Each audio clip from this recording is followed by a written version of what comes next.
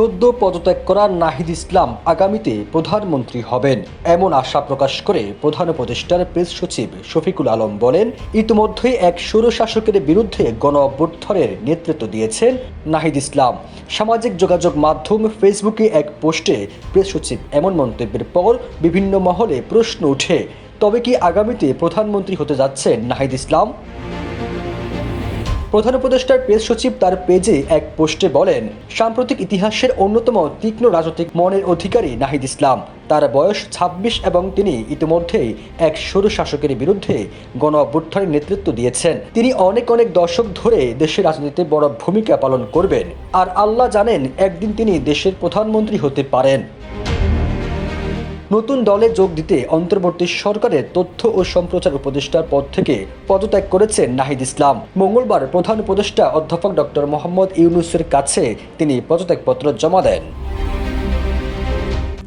RICL TMX, যুগের পর যুগ স্থাপনা থাকে মজবুত।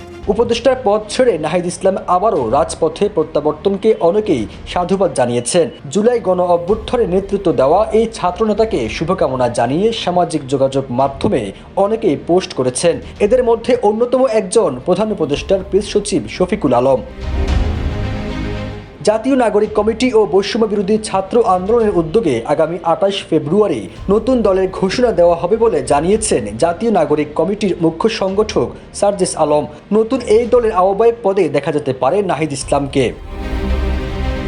বৈষম্য বিরোধী ছাত্রদের কোটা বিরোধী আন্দোলনের সময় মুখ্য সমন্বয়কের দায়িত্ব পালন করে নাহিদ ইসলাম।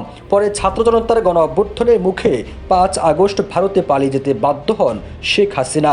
এরপর ৮ আগস্ট ডক্টর মোহাম্মদ ইউনূসের নেতৃত্বে অন্তর্বর্তী সরকার গঠিত হয়।